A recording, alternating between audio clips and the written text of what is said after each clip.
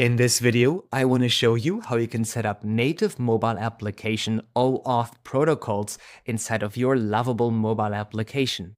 It's very simple, but in order to set this up, you want to do a couple of things to make sure it actually works on a native mobile application.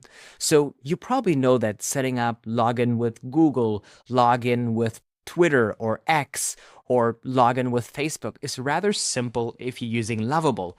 Supabase has it built in, Lovable Cloud has it built in, and most backends have it built in, and the front ends as well, and those tools as well.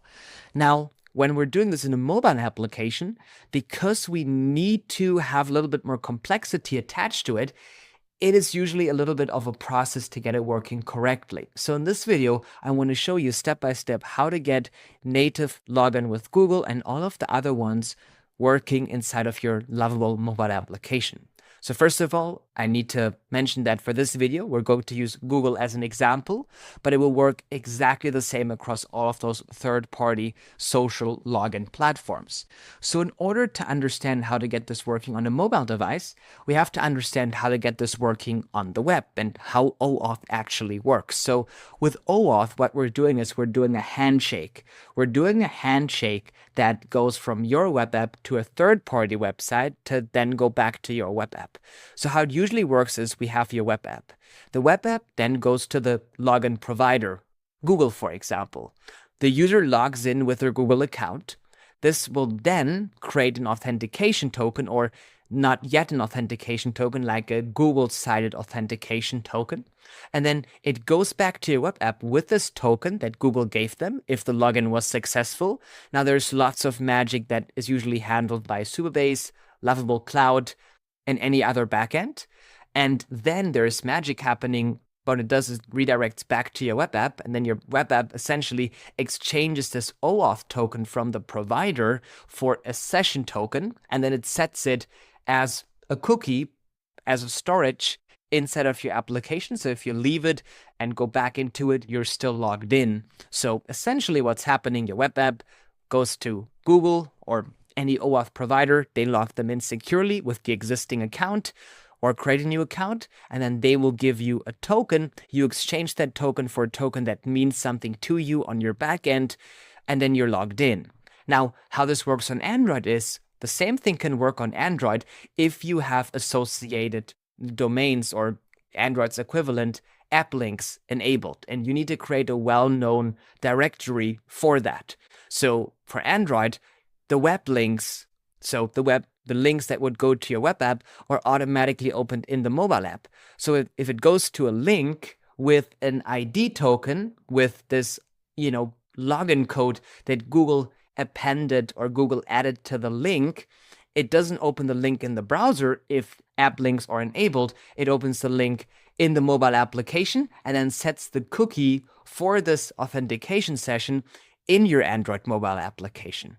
So this is what we will set up the first, because Android is way simpler. If we take a sneak peek at how iOS works, you'll see it's a little bit more of a process because Apple is very specific on how stuff looks. They're a little bit obsessed, someone would say. But there you go. Let's do Android because it's simpler, and then we'll also do iOS in this video. And yeah, we'll get it all set up.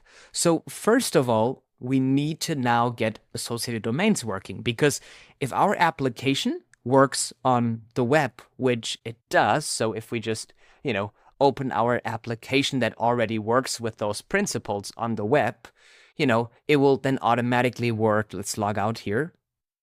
Right, if I'm logging in on my application with Google and it works on the web, it will also work on the Android application by just adding one little setting. And that setting is deep linking. And precisely associated domains, app links, universal links.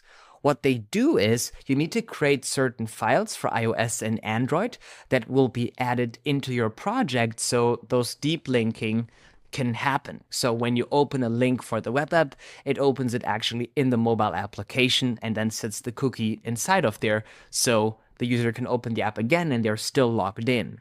So if we go down here, we see the Android configuration. And if you don't know where to find this page, you can go to lovable.despia.com, you go to native features, and then you have deep linking right inside of here. And now as we can see, we need to host this well-known folder with such a file. So in this example, I'm going to copy this and I'm going to go to Lovable. I'm going to ask Lovable, okay, let's make sure it's selected. Let's say add this file, okay? And I'm going to paste the folder that it needs to be put in, so the path. And then I'm going to go to my Google Play Store listing. Now you want to make sure your application is already on the store, at least as a draft, so you can set this up. So you will first of all find your application. So I'm on my application page, right? Then you go to Grow Users and you go to Deep Links.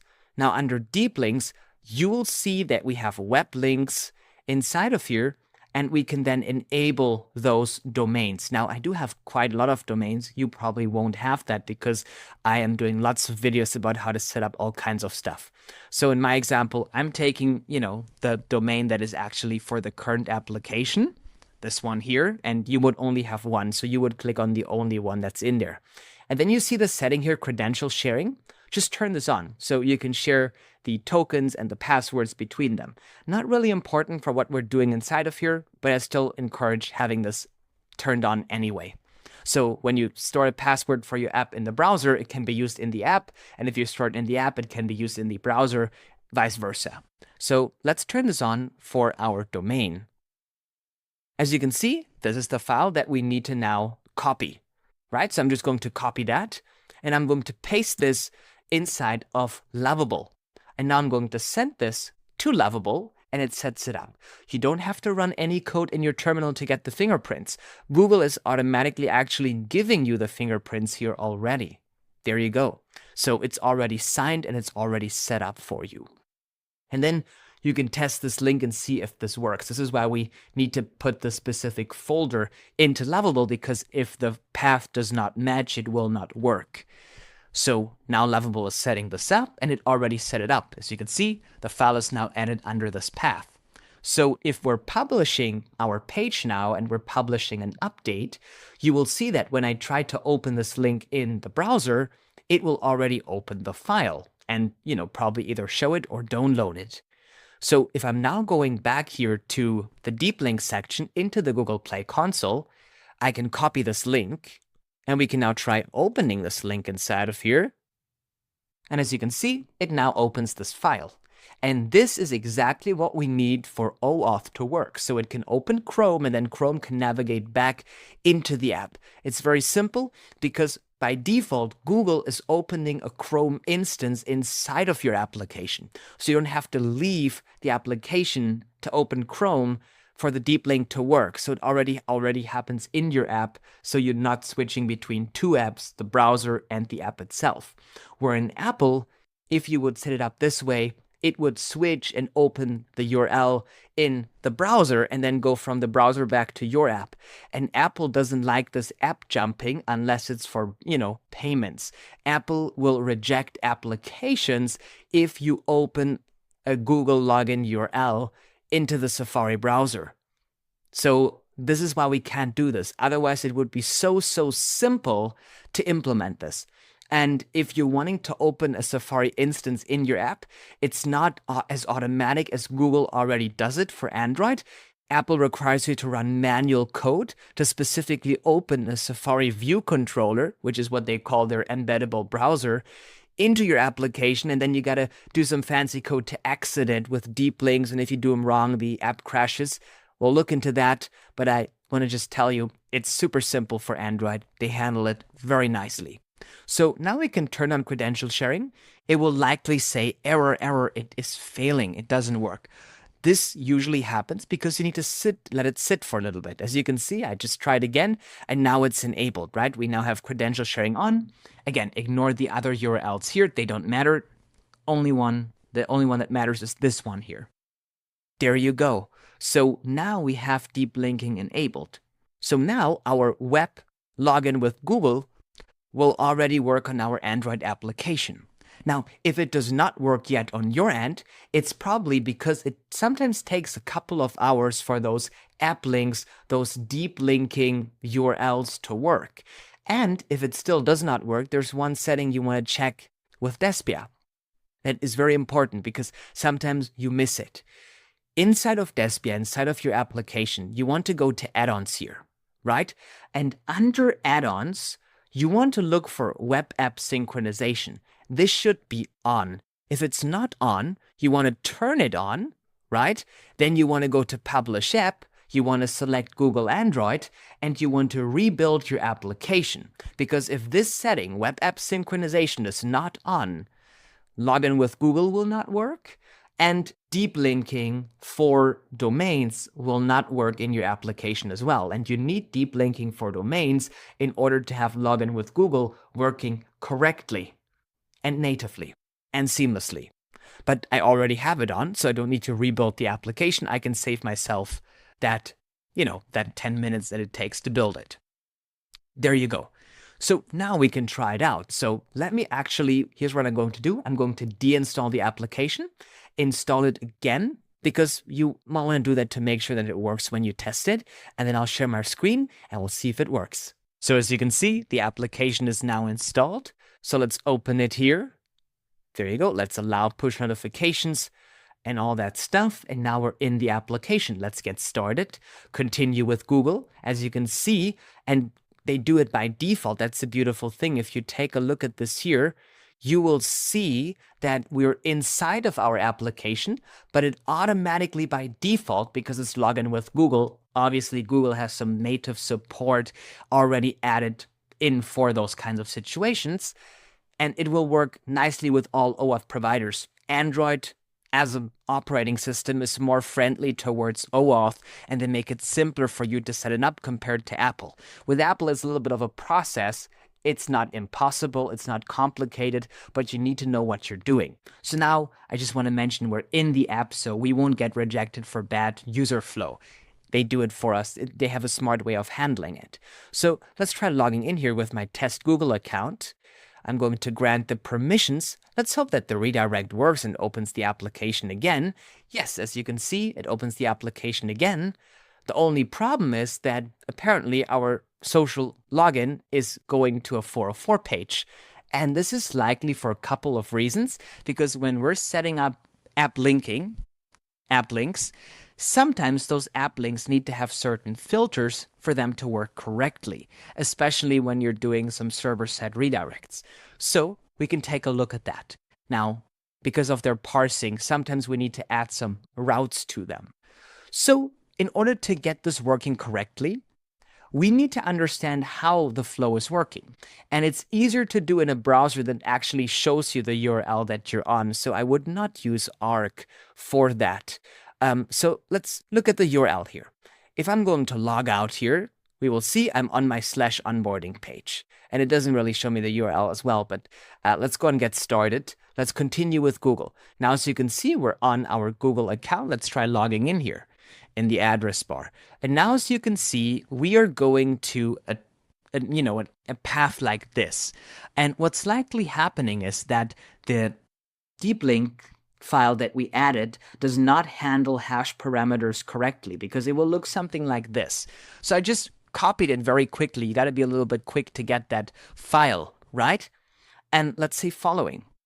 Works nice, but my app redirects to, and in your case, maybe it works out of the box, so then you don't have to worry about it. But sometimes you go to an invalid page, not because your application is broken in the Android application, but because Android handles query parameters and hash parameters differently than iOS does, and they don't do it out of the box. So you need to add a little bit of configuration to the JSON file that we added before, that we got from Google, to make this work correctly. So in Lovable, I'm saying works nice, but my app redirects to, and this, just paste it in there. Don't worry about the sensitive key stuff. And this opens a 404 page in the Android app. I think we just need to add a filter to the app links JSON. And now I'm going to go into chat mode because I wanted to think a little bit. And you will say send anyway. You don't care about that yet, even though you should do this with a test account when you send any stuff into Lovable. But in this example, it's helpful because we need to add the appropriate filters for the deep links to work. So we wanted to have access to how it's structured. Obviously, you could like just remove the middle of that and it would be useless to it. But you can just ignore that warning here. Now, Lovable is still thinking about it, so this may take a little bit. So we'll make a cut and I'll show you what the response from Lovable is. So now Lovable responded. It says, I can see the issue. When Google OAuth completes authentication, it's redirecting to the URL with hash fragments, #access_token equals. But your Android app is intercepting this URL through app links before the web app can process the authentication tokens. Let me check your current app links JSON configuration and the onboarding flow to understand the complete picture. Now I understand the complete picture. The problem is that Google OAuth redirects back with hash fragments containing the authentication tokens. Your Android app links confirmation, delegate permission, common handle all URLs, intercepts all URLs to your domain. The Android app opens the URL, but doesn't know how to process the OAuth callback with hash fragments, resulting in a 404. Invalid page. Solution options. You have two approaches to fix this. Option 1, exclude OAuth callback paths from app links. That's not an option for us. However, if we do this, app links, Android app links won't support URL exclusions.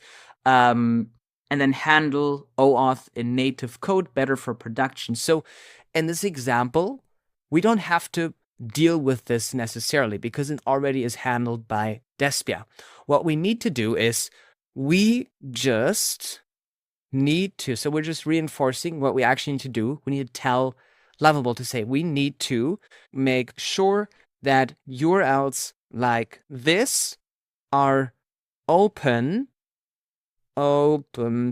as is in the Android app. Just make sure. Okay, and I'm going to paste this and we're just going to ignore this warning for now. Let's send anyway, and now we'll take a look at that. So it's trying to come up with better solutions to solve this.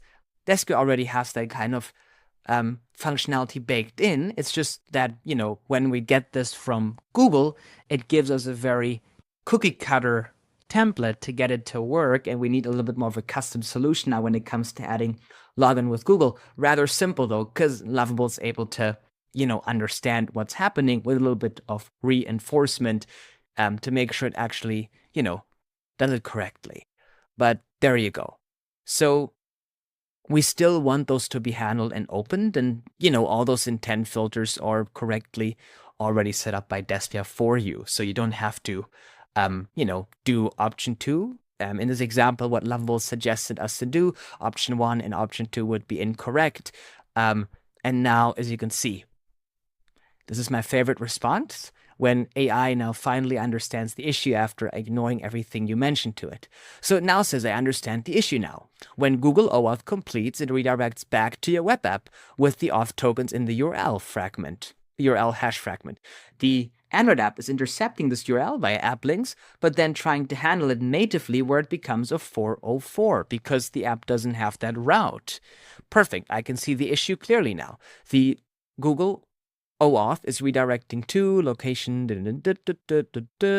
Okay, the problem is that your Android app links configuration with delegate permission, common, handle all URLs is telling Android to intercept all URLs for your domain and open them in the app instead of the browser. User click sign in with Google. This should open. So now here's what's happening, the solution. What is it trying to fix? Since asset links JSON cannot filter URLs, you need to modify your Android app's manifest XML to be more selective. No, it doesn't absolutely get it at all. I need this URL to open in the Android app what do you not understand about it? Okay, let's look into that. If I open, it opens the Android app, but goes to a HTML 404 page common for React apps.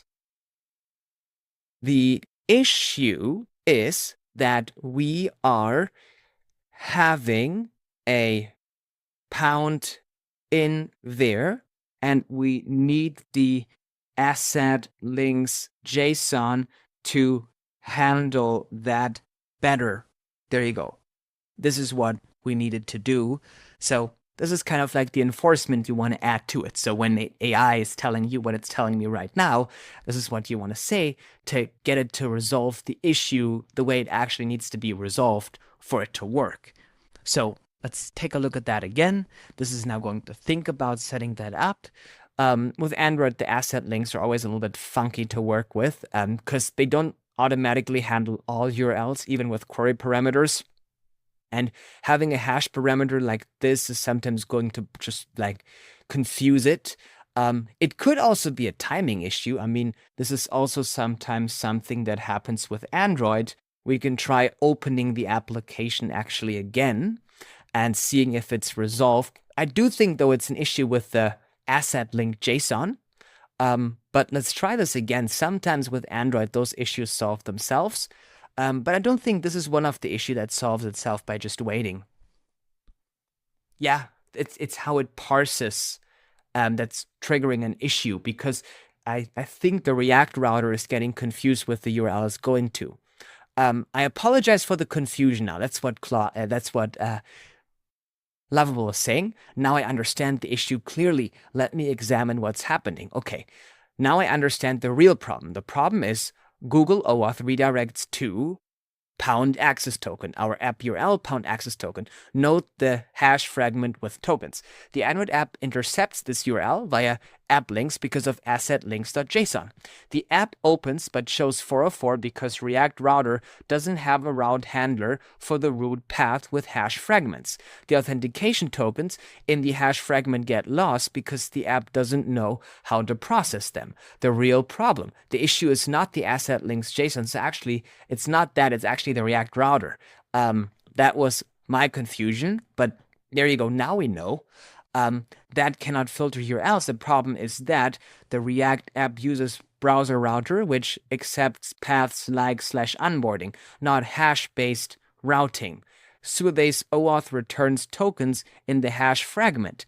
When the Android app opens the URL, React router sees it as the root path / which redirects to onboarding via protected routes, losing the hash tokens. The solution, you need to handle the OAuth callback before React router processes the URL. Here's what needs to happen. Plan to fix Google OAuth in Android app. Issue summary. When Google OAuth redirects to my app /pound access token, the Android app intercepts it by app links, but the authentication token is in hash fragments. So if I open this page, it will work, likely in the browser. But it's kind of like being rearranged. Like if I open such a page, you see it works. But what's happening is I would assume that the routing is going to remove like the pound, or sometimes it restructures the URL a little bit. And if we then, my assumption would be it would possibly remove the hash. And when you remove the hash, that's how you go to the 404 page, right?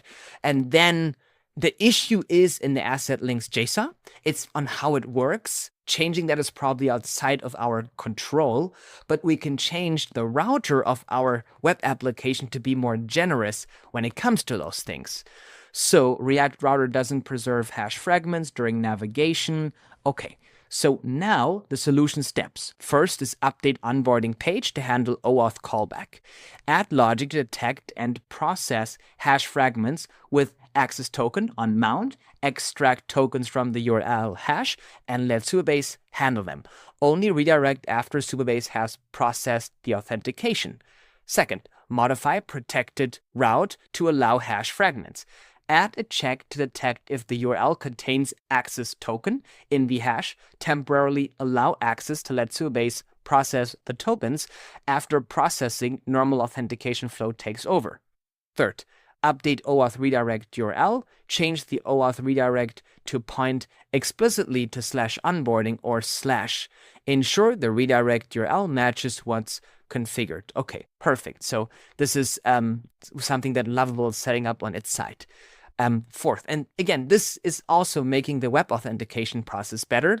It's still using the web-based version. It's just that Android easier adapts to that. And if you think this is complicated, you haven't tried iOS yet. We'll do that in this video as well. 4, Android manifest configuration. User must do this locally. Keep asset links JSON as is. In Android manifest XML, ensure the intent filter allows the root path. Yes, we do have that set up in Despia for you. The app should open the web view with the full URL, including hash fragments. Yes, that's what's happening. Okay, key changes required. Add hash detection logic in use effect on component mount. Parse window.location.hash for access token. If tokens exist, let Supabase process them before any navigation. Let's implement this plan. This plan sounds good.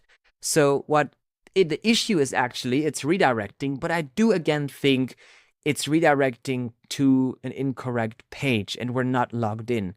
I can try this, and this could probably be the 404 issue. But again, also, we may want to make the React router more generous because sometimes Android messes those things up. But let's say we are on the core path and we're just adding pound access_token equals 1 to 3 to this URL. It will still not fail. But again, what I think is it may have some issues parsing it. So if we just go to access_token equals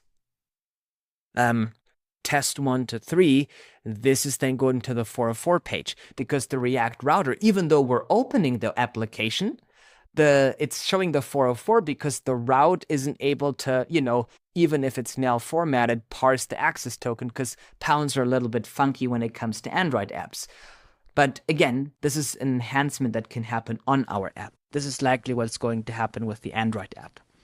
So there you go. Now the OAuth callback is implemented. I probably wanted to say, can we make sure that we also parse page malformatting like /access_token equals 1 to 3 if the hash was removed by the intent filter /asset links. Let's go into the chat because I think it's going to say that this is a smart idea to also build in because sometimes that happens. Instead of having pound access token, it may strip away the pounds because it detects it as a special character, and then it goes nowhere because the app isn't working. It's because the React route shows a 404 page because it's something that it doesn't recognize. But we can make the React application recognize this path and thereby not cause an error. So it says, now I understand your concern. You're worried that the Android app links or intent filters might strip the hash symbol from turning it, into this. This would cause the current implementation to fail since we're only checking window location hash. There you go. Perfect. I can see the issue now. You're absolutely right. If the Android intent filter strips the hash symbol, the OAuth tokens would end up in the path name instead of the hash, and our current code wouldn't detect that. Problem. Android app links or intent filters might strip the pound hash symbol from OAuth callback URLs, transforming, /pound access token into /access token. It's actually very likely and sometimes actually happens. You'd be surprised.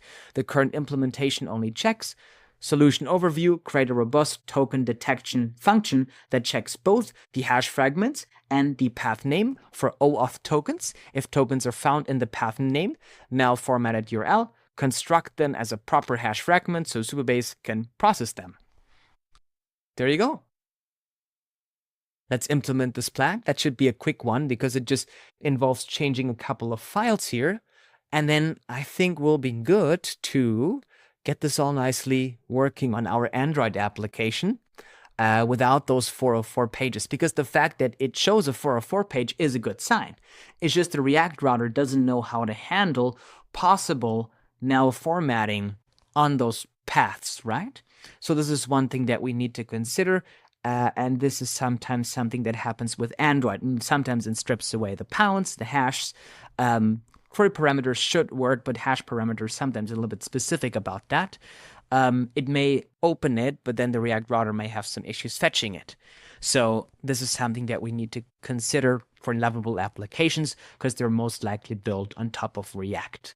Unless you tell it to use Vue, but then it should be similar. So let's try publishing this. Let's update this. And I do think that this is now going to work. So let's update this here. It will take a little bit and then we'll check this out and then we'll go into iOS. So now we have it updated. So now let's open our Android application again from the store. There you go. And now we can get started. We can continue with Google. Now we can log in with our Google account. And it still goes to the 404 page. So here's what I want to do.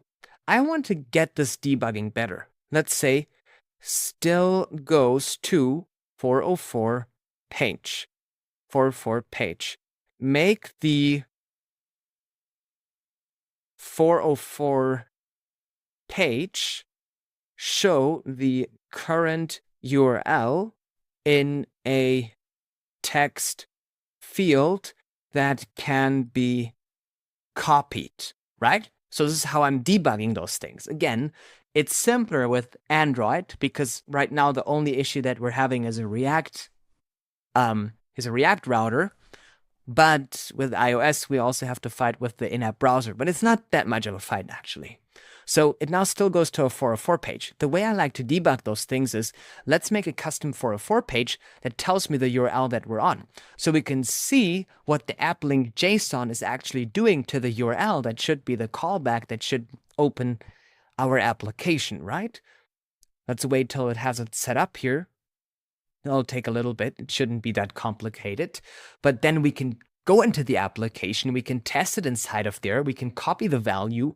We can add it inside of here. We can make it accept those values to have a more welcoming router for how Android might parse this in a specific situation. So let's wait. Okay, there's a copy button now. So let's update this. And this is kind of like the process, how you want to debug certain things to get them to be working in your application, right? Don't just stick with Lovable, make a change in Lovable, open the application, try again, do a couple of experiments sometimes. This is the way how you get stuff working, and then have some feedback that you can get in your app that then you can communicate back to Lovable to get resolved. Let's open the app. Let's try this again. It's going to be fun. So let's get started here. Continue with Google, opens the browser, beautiful implementation. Now let's see what's happening on the 404 page. Now, as you can see, we can copy this value, right? Okay, let's paste this value inside of here. This is what's happening. This is what we're opening. As you can see, my bet was correct. It did strip away the pound. You don't see a pound inside of here. Now, what happens? If I'm trying to open this URL in the browser, what happens?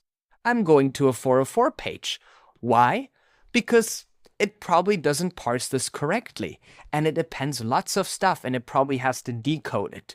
So, if those things don't work, go to a 404 page, have the 404 page tell you what page you're on, because we obviously got the access token. It's just that the React router does not parse it correctly, because I can tell you, Android strips away those things. Likely. They love doing that kind of stuff. So let's send it anyway. Again, have a test account ready so you're not having Lovable hack into your Google account and send out spam emails on your Gmail to all your friends to use Lovable. I don't think they will do that, but you never know. You know, have it set up like this. This is how you debug. This is what you want to do when you're building applications. You want to close the feedback loop so Lovable doesn't have to assume what's happening. You can actually open the application and you can see what's happening. You can copy those values, very helpful for debugging, put them back in to Lovable, and then, you know, have it debug with precision rather than trying to throw spaghetti at the wall and seeing what sticks, right? That's how you want to debug those things. So Android, iOS will be fun. This is Android. iOS will be fun. But there you go. At least you don't have to work with those filters with iOS. Okay, I can see the issue now. React Router is matching access token as an unknown route and showing 404 before the auth logic can run. I'll update the not found component to detect and process OAuth tokens in the path name before showing the 404 page. That's what you want to do. The way React works is it can take any path that you throw at it. The only thing that you need to consider is that, you know, you are able to process those paths, right? So there you go. Updated, not found to intercept OAuth tokens from malformatted URLs when Android strips away the pound, which they really love doing. So we essentially have the 404 page fix the URL so then our other pages can handle it. Let's publish this. I have a good feeling about this one. This one should work. There you go. And you usually also always want your 404 page to get the current URL and then maybe do a little API call or send an email to you so you can look into it, or you can maybe build yourself a little dashboard so you can see when your application fails, what device, what operating system, what user, you know, if that is available, what device ID, and then figure out later what user. That's always something that you can also do as well that I like to do for my applications. So let's try sharing the Android device again. Let's open the application again. There you go. And now let's get started with this here. Let's continue with Google. And now again, it opens beautifully the Google in-app browser inside of our application. No setup needed for that, besides, again, having web app synchronization enabled on Despia. Let's log in with our demo account.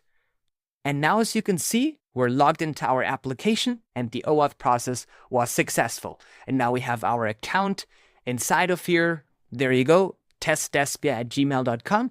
That is my account, and this works beautifully. Just look at those beautiful animations that we have set up for our application here. And now OAuth works 100% inside of Google Android. There you go. Now the fun begins. Now we're going to do iOS. Let's take a look at how iOS works. So inside of here, we can see OAuth 2.0 for iOS is a little bit of a process. So how it works, you have your application, it opens an in-app tab, and I did not intend to redraw that. It opens an in-app tab. This in-app tab contains the authentication provider. The user logs into that. Then it doesn't go back to the app yet. It goes to a web app page with the token. This will just be a blank page that has a loading screen on it. Now, this page then exchanges the auth token. It exchanges the OAuth token sent from the provider for the session to a session token generated by your backend, and then it appends that to the URL and redirects back to your app. But the way it redirects back is a little bit different, because instead of doing a URL redirect, which will not work if you're in an in-app browser, right, in those browser tabs, you need to open a deep link, like my app $link equals, put your web app URL inside of here, and then you append the session as a token to it. So then it goes back into the app, opens the native app, loads this URL inside of there, sets the token inside of there, and then it set it. But also, this all will not work if you have not set up associated domains for iOS. So we need to do this right now.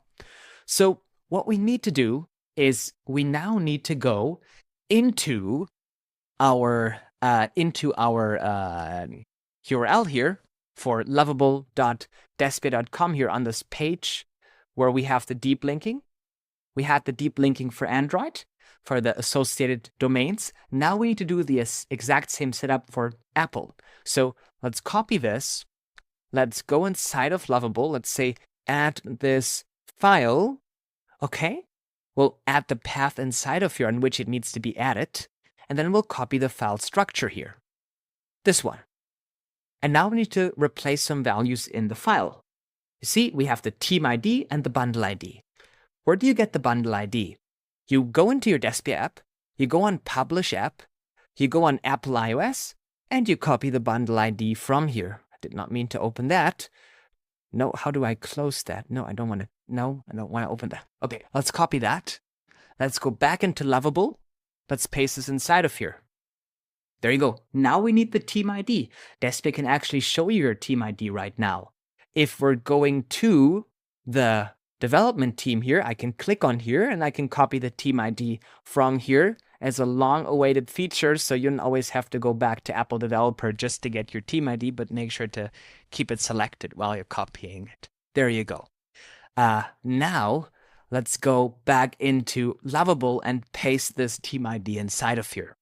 Let's add this URL. It's very important that we get this working because unless this is configured correctly, if you have web app synchronization turned on, which we have, it won't work with the manual deep links, which will look something like this, where it just opens it with my app : // Obviously, this will be your unique one.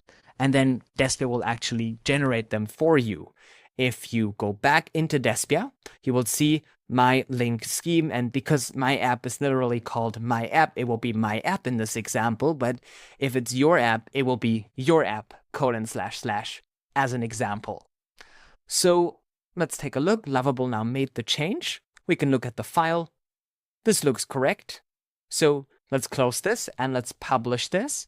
And again, in Android, in Xcode, in test flight, to have it working correctly, or on the App Store, we want to make sure to deinstall the application and install it again, because we need to make sure that it actually works and it refetches all this data. And it can take up to 5 to 10 minutes for it to be properly fetched. So I'm going to let it sit a little bit, and then we'll try a little example, a little demo to actually see if it works already for iOS. So now to test if it's working, you can just copy any URL for your application from the browser, and then you go into your Android, into your iOS application, put it in Notes, and you just try to click on it.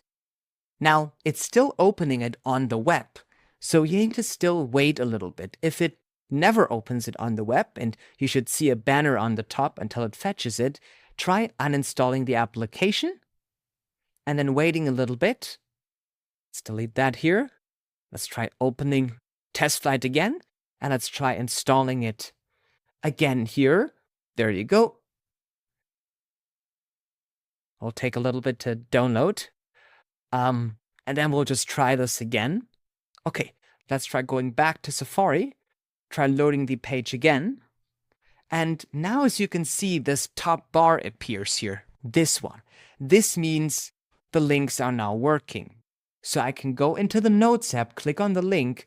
If this link now opens the native application, as you can see inside of here, which it does now, you're good. And now this is working, meaning your normal deep links will work. Now, to verify if they will actually work, you can just do a quick web search. So we can go into Safari, and you can type my app : // the value that you got from Despia, right, that you have right inside of here. And you can just try opening it. It should now say open this page in my app. Let's open. And now it opens the app. So now this will work all correctly because the schemes are validated. Now we can set this all up, and it's very simple to do. So let's get ready for it.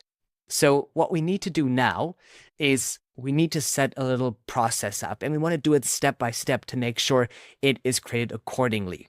So let's look at the plan. We need to open the provider in a tab, right? But before we open it in a tab, we need to have this web page that will be opened in the in-app browser for the callback. So the thing that we need to set up right now is your app card where it opens this third-party page, because we want this to be already ready so we have it set up when we set up the provider stuff, if that makes sense. So let's go into Lovable. Let's say create a page called, and we're just going to do /iOS OAuth callback. iOS OAuth callback. You can name it anything you want. It just needs to be a white page with a loader in the middle. Okay, that's all we need it to be. No fancy functionalities. This will be the page that will be the intermediate page, forcing the in-app tab to close. Because it's quite a whole situation to make sure that your in-app tab pages can actually close. It requires a little bit of setup to be working on an Apple device. So now we have the setup. It created the page. We can try opening the page, and as you can see, it's literally just a blank page with a loading sign on there, and you can make it nicer.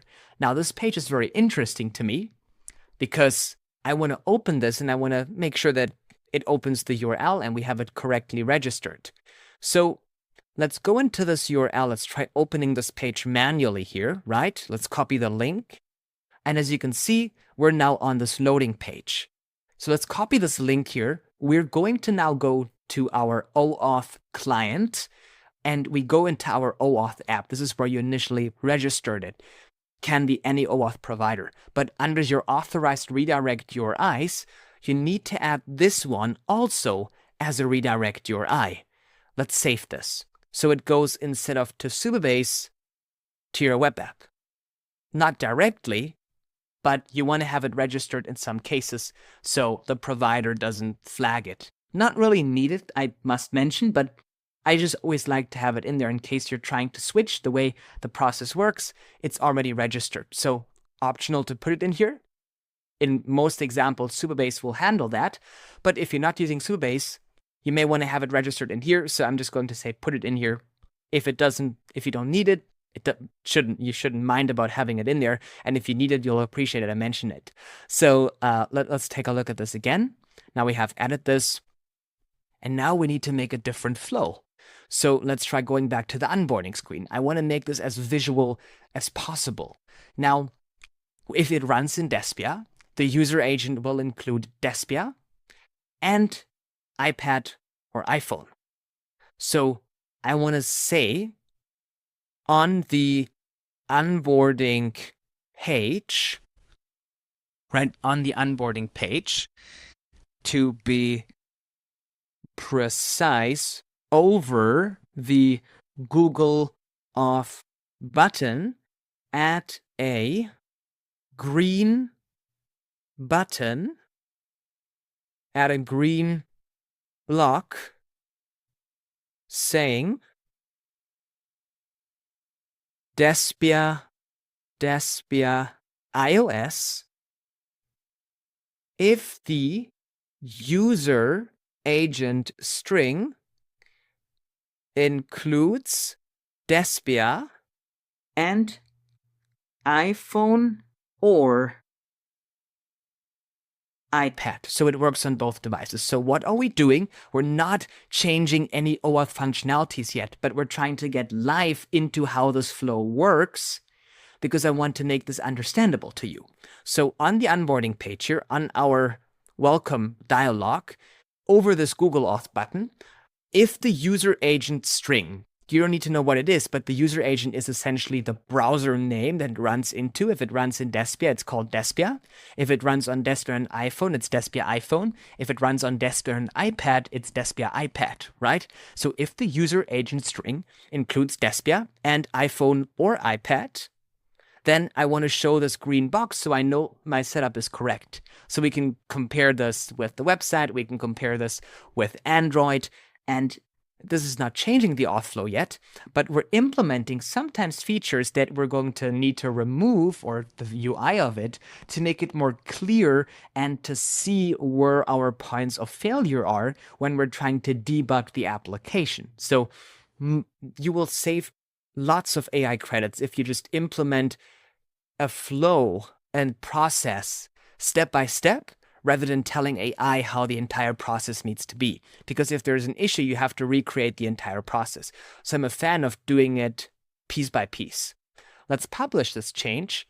As you can see, it's not on here because we're in the browser, but our native application should show some green random stuff happening over the Login with Google button. Okay, let's share the screen. Let's take a look at that. Let's go and get started. And as you can see, it runs in Despia iOS because it is correctly detected. So now the next step will be, the logic. If it is in Despia iOS, meaning the user agent is, includes Despia and iOS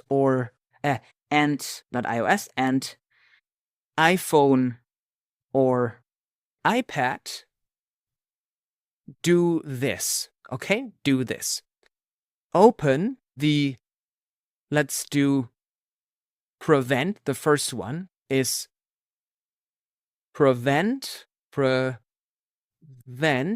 Supabase / Lovable cloud. It doesn't matter which backend you're using, just prevent whatever service you're using from auto opening the link, right? From auto opening the link. And then second, set the redirect URL to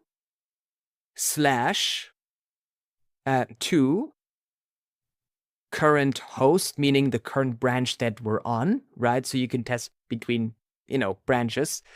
Set the redirect URL to current host plus / what was it called? iOS OAuth callback /iOS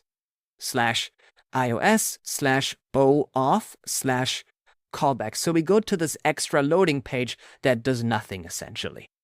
Perfect. Okay. That's it. And then 3,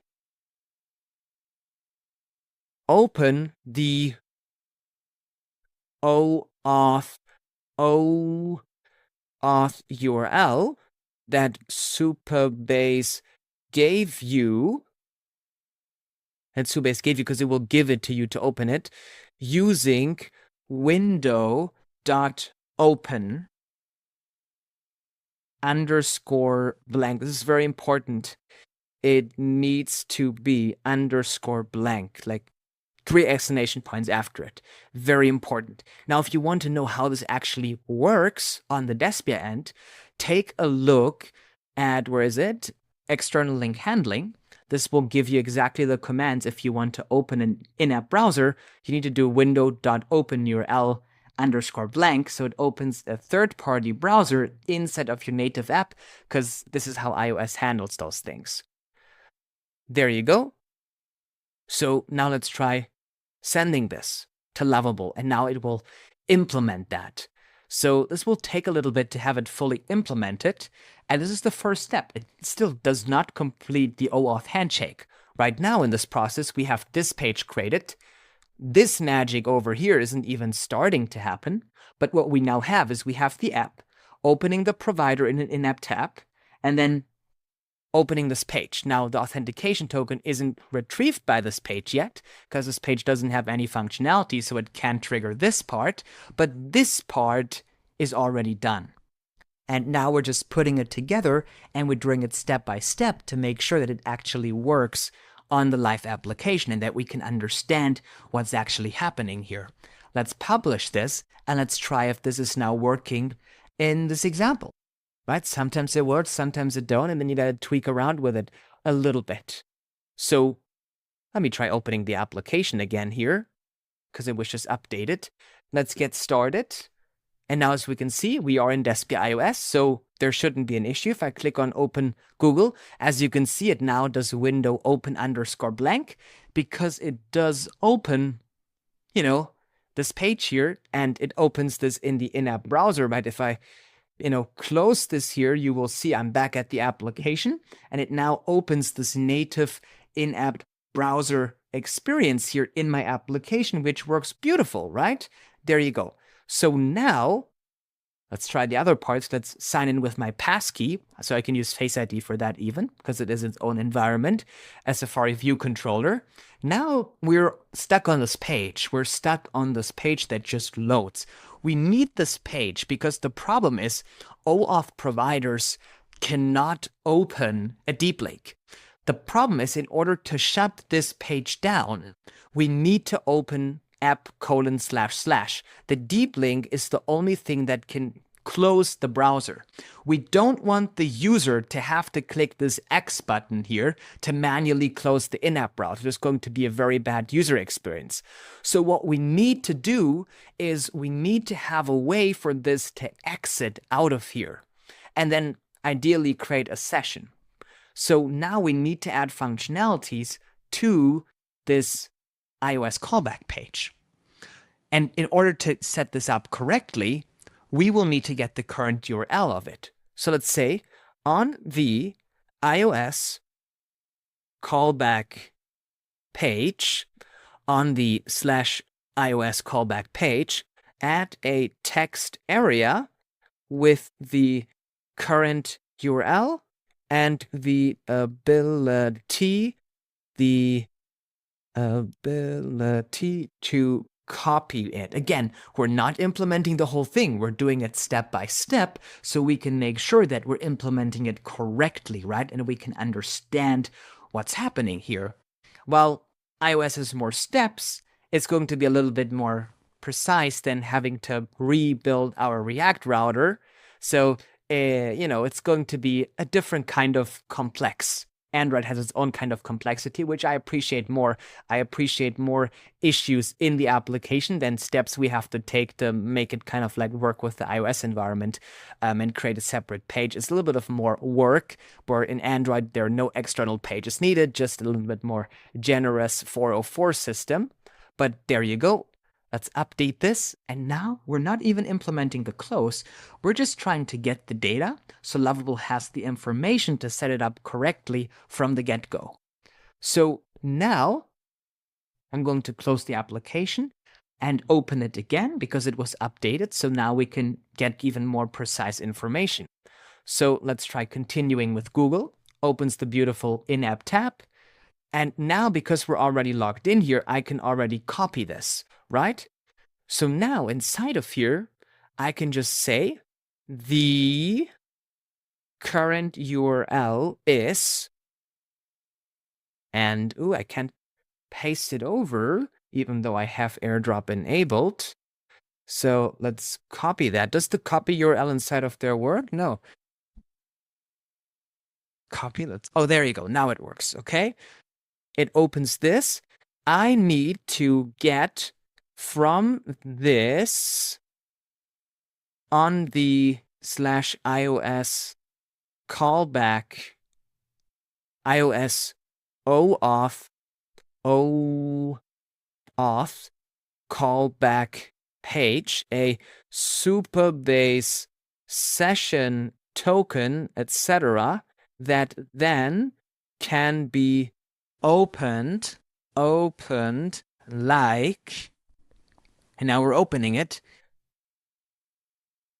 my app : and I'm going to make this down here so it's easier for you to see. We do my app. This will be our deep link. So we see we got the deep link scheme. Now we have to open the deep link, my app : and now we need to get the URL so it opens it in the web component into the web view engine, right? And then we're doing ?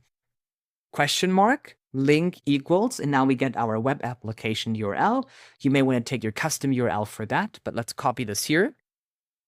Okay, and then we will go to this one, and when we normally do the OAuth handshake, it will, do something like access token, and in this example, I'm going to make it easier. I'm just going to do ? access underscore token, so we don't have any issues parsing it. Access token equals token. So it opens it in the app, and then on the /page, we get the access token param,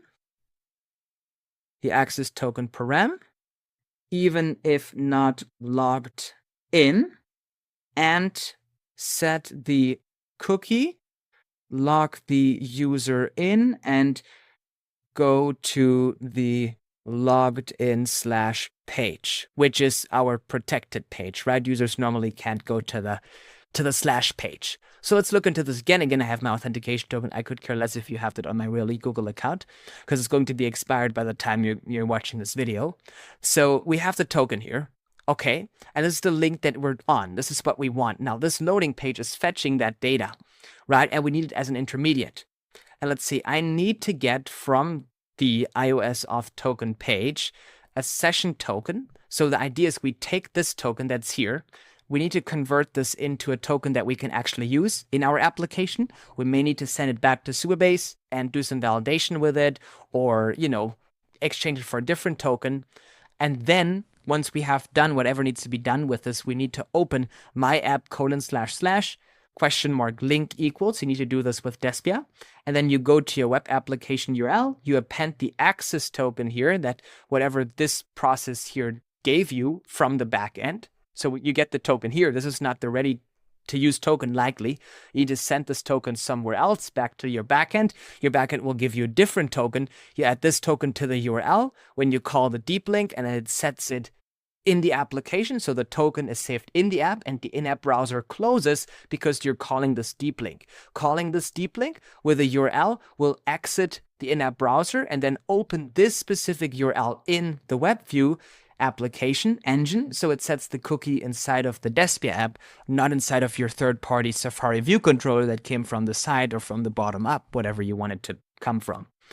Okay, so it opens it in app, and then on the /page, which this obviously is because there's no path to this, we get the access token param, even if not logged in, and set the cookie, log the user in, and go to the logged in /page.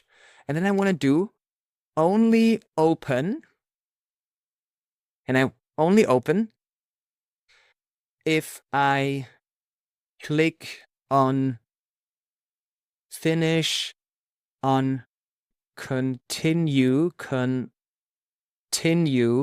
button on the callback page. Why do I say that, to only click on the button? Because if we have something that fails, I don't want it to automatically exit it. I want to stay on this page and then see what's failing. I don't want this to close and then I have to figure out what failed, right?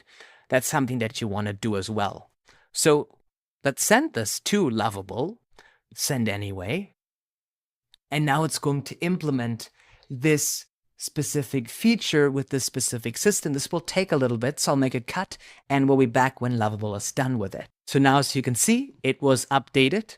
Let's publish this, let's update this, and then we'll hopefully have this all nicely working, and already added the continue button. Again, I don't like stepping into a problem. I like being able to control when the problem occurs, should there be a problem. So I want to not have this be fully automatically set up and I have to run against a wall. I want to get step 1 working, step 2 working, step 3 working, and I don't want them to automatically jump to the next steps until they are working. And then I get rid of all my helpful elements that brought me there.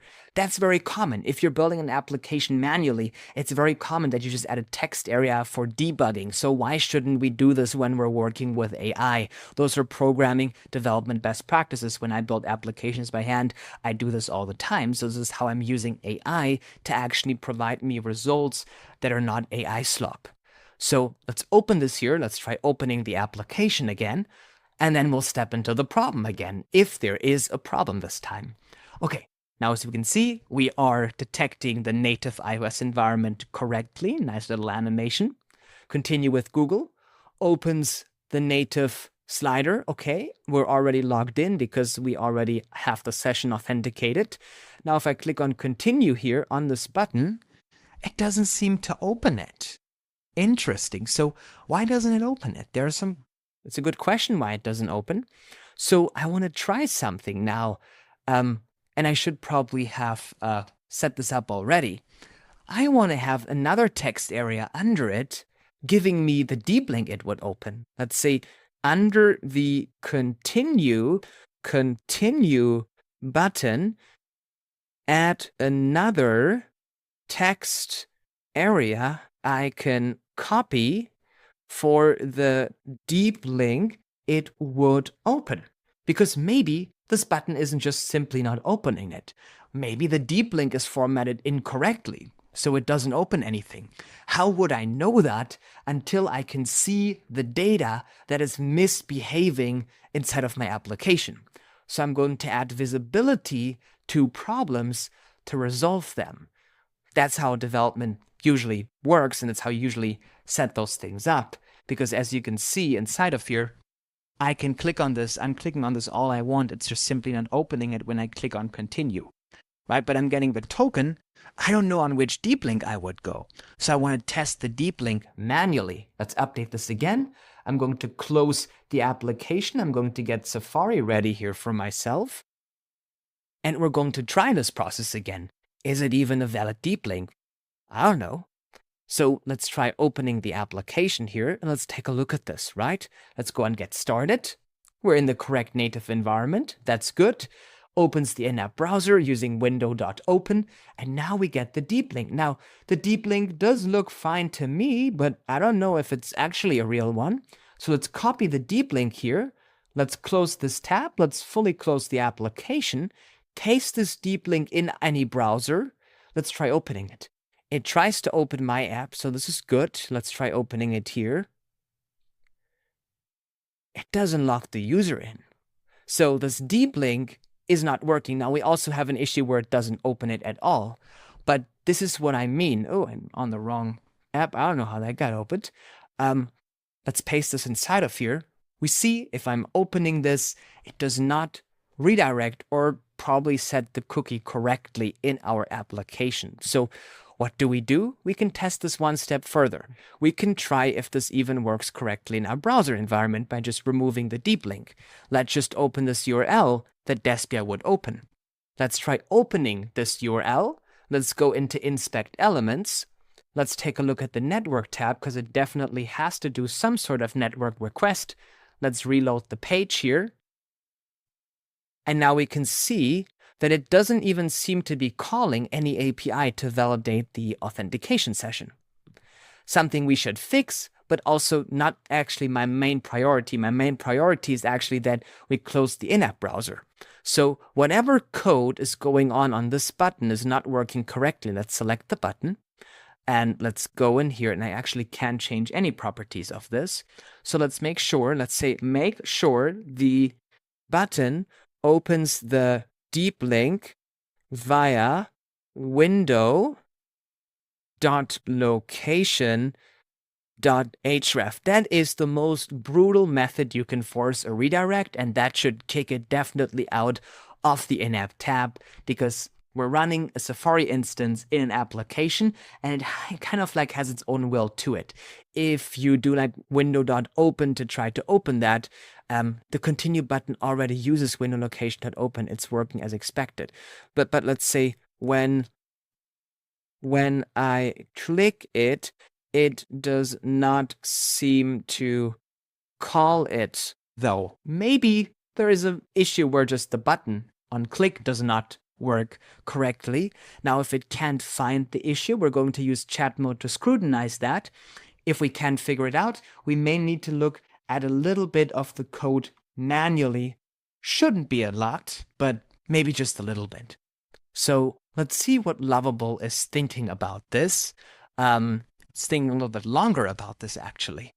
So let's make a little break, and I'll be back when it's done with thinking. So as you can see, let's try refreshing the page here. Now, it shouldn't disable the button it's done with it. It won't let me click it. So I want this because this button should work for debugging. I want this button to be clickable in any instance, not just if it didn't found the code correctly, right? This is very important. So let's go inside of here. Let's say it should always open the deep link, never ever disable the button, even if data is missing. Very important. This needs to happen because we can debug it if Lovable already wants to make the button smart. We want this button to open it, and if it fails, that's appreciated because then we know there's something that we can look into to fix. And it seems like it's already doing a good job at that. Because we need to step into problems, we need to have problems occur, otherwise we can't solve them in this application when we're building it here. So let's update this. Let's step into the problem. I assume if the deep links are not working is because it's probably fighting against the associated domains, which are not fully fetched yet, and we may need to wait up to 1 to 2 hours for them to fully fetch. But we'll look into that. So I got the application already closed. Let's try opening it again. Let's get started here. Very nice. Let's go on Google. And as you can see, I'm logged in. So let's go on continue. And as you can see, it does not close the page when we go on continue, right? So the deep link does not work. So now I want to try a couple of things because I do think it has to do with that the application isn't fully updated with the universal links with the associated domains. So I'm going to delete this application now. I'm going to open this one here. Let's install the application again. And let's see if it works in this example. If it doesn't work, there are a couple of other things that we can step into to resolve this issue. Let's open the application. Okay, let's don't allow. Okay, let's get started. Let's continue with Google. We're being now logged into Google. There you go. And now, as you can see, it closes the app because now the deep links are working because indeed the associated domains were not refreshed yet, which again, it can take a little bit till Apple has them registered in their global system. So now because they're registered, it goes back to the page. Now the problem on this page is we have an issue. It doesn't fetch the authentication token and doesn't try to validate it. So we need to do another thing. We need to now go on our onboarding page and we need to add a text area on the onboarding page to see what the heck is going on there. Add a text area with a copy button to the onboarding page with the current URL. This is how we debug it because that's the only way that we get those workflows implemented correctly, and that is by step, stepping into the problems and then resolving them and making sure that those things are set up correctly. But again, when you have associated domains and manual deep links, so universal links, they have multiple names for the same thing, you need to make sure that they're fully verified, because until they're verified, Apple is disabling your manual deep links like my app : / or your app : / or my calorie tracking app : / right? But now we have this debugging interface set up, which is very helpful because we need this now to get the URL that doesn't set the cookie, because we go back to this page with the query parameter access token, but it doesn't set the cookie and it doesn't log the user in. So we need to copy this, bring this back into Lovable, fix it inside of Lovable. So let's close the application and let me just open this again. I hope it didn't set the cookie, but it didn't look like it. So let's open the application again. Let's go through the entire login process again. There you go. We're on the current page. I can live with that. Let's open this. Perfect. And now we're logging in. So you can see, let's go on continue. And now as we can see, it will bring us to a page. It doesn't seem to bring us to the page with the parameters on there because it probably cleans up. Actually, it goes to the onboarding page, but it should go to the app page. Yes, that's the problem. That is the problem. So here's what we're going to do. Let's actually say, make the deep link. No, the deep link already goes to the core page. So we need to adjust the deep link. It would be, actually, it wouldn't be better. So we don't need to add this. We can roll back. We don't need this. This was useless. This was useless. I was useless here. We need to do a little bit of a different thing. On the slash page. Okay, let's say on the slash page, if there is a question mark access underscore token param, make sure we validate that and set it as the cookie for the iOS app OAuth that we have been working on. Because remember, we go to the slash page that we currently cannot access, but we go to the slash page and we do something like access underscore token equals 123. Right? And we need to parse that and then use this to log in the user. Right now, it doesn't run the logic on this slash page to log in the user. So I'm going to send this to Lovable. So it does. Now, this will take a little bit for this to be correctly and successfully set up. But then this whole OAuth handshake should be working beautifully. Now, a little bit of effort, having it open the third-party browser, having it close the third-party browser requires a little bit of patience. Talking of patience, it doesn't seem that Lovable is working right now.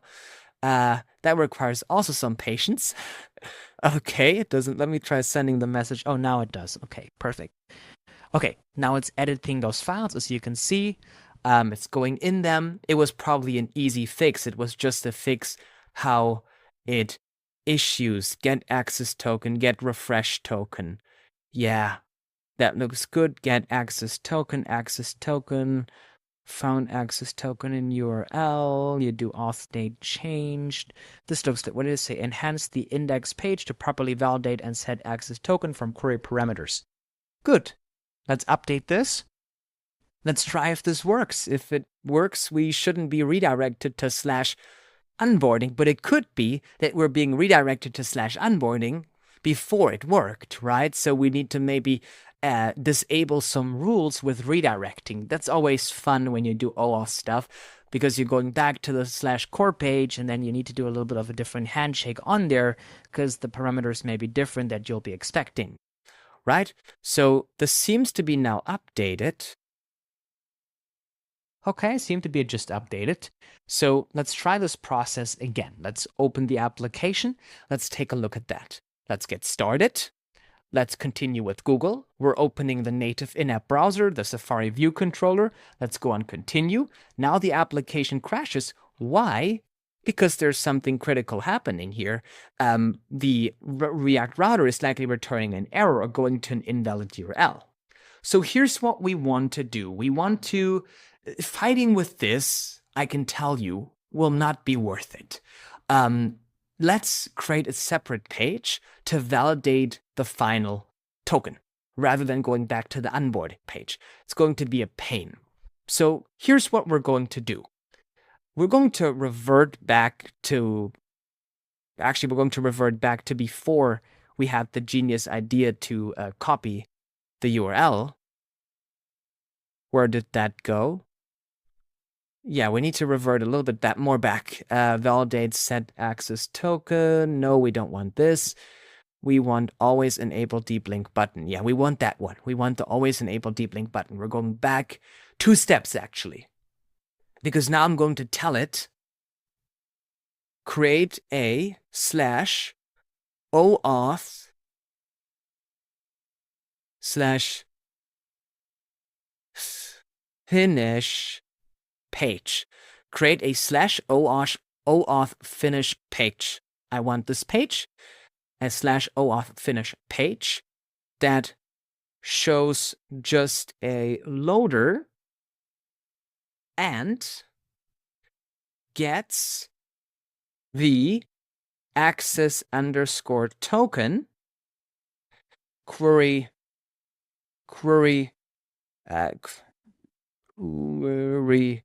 parameter. So we create a separate page. It's an easier way than fighting. The problem is if it's a protected page, you're going to have to fight against the redirects, and the redirects may be happening before you do the ultimate redirect, and it's going to be a process. We already have this working for Android. I don't want to add more complexity towards that page, because if we do add more complexity towards that page, it's going to be a hell fighting with Lovable. The slash page works well with the auth principle, and the auth principle is similar to how Android works. But to have the entire handshake, especially when we refer back to iOS-specific handshakes, I want the iOS logic, now that I'm thinking about it, isolated from the web and Android logic, because when it then changes something, it likely messes up the other logic for iOS, for Android and web. So I'm separating this with an OAuth finish page, which does the same thing as the normal page to finish the OAuth handshake, but it just makes it easier for me to keep track when I reference back to issues or change requests I want to extend some of the functionalities, bring in some different services.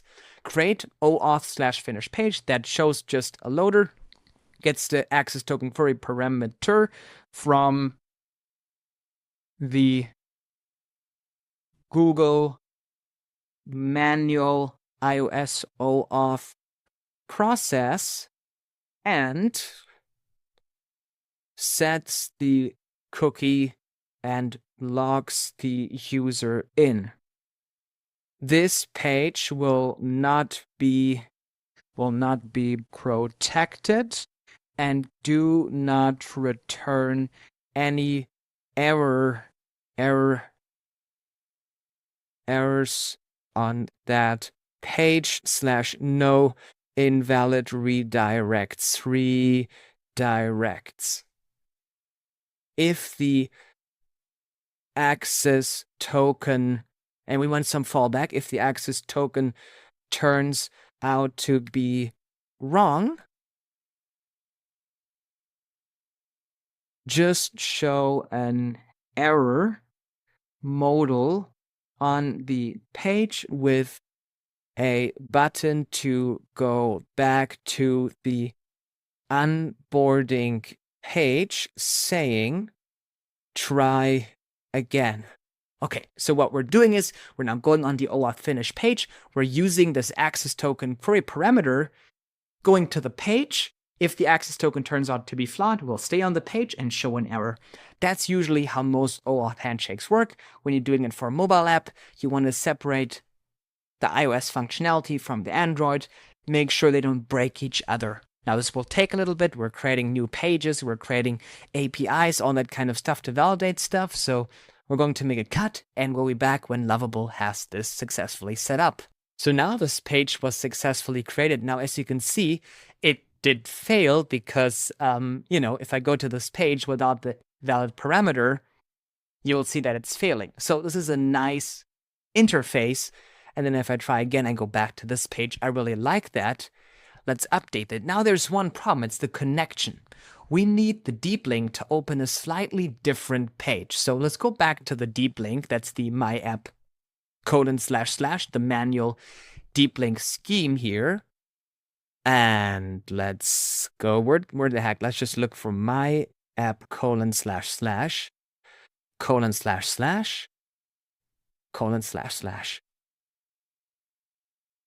We had it somewhere. I will bet on that. Where the heck did that go? Host. No, we were further down. Window.href. We're talking about a deep link. It's under more. Yeah, it's here. Okay. So now we need this to go a little bit different. Now, after this change, the continue button. Always reference on which page you are on, otherwise it's not getting it. On the button, on the, okay, we're going to go down on the /iOS callback,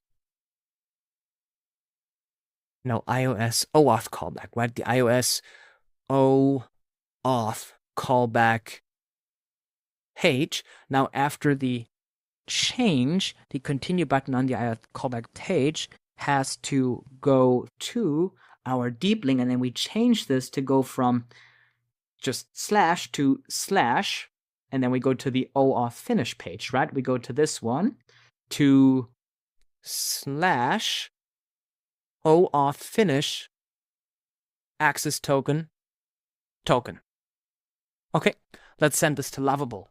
So we set it up correctly, so it links back, right? So when we are on this iOS callback page, and the authentication was successful, and we click on continue, it will now open this OAuth finish page, which will then, if it was failed, will show that this OAuth was failed, and then we can go back, or if it was successful, it will then redirect to the / page here, our core application page, and log in the user. Now, I know this is a little bit complicated, but I'm trying to make this as understandable as possible in this video. So if there's any feedback in how I can make this even easier to understand, please let me know. I'll make another video about it.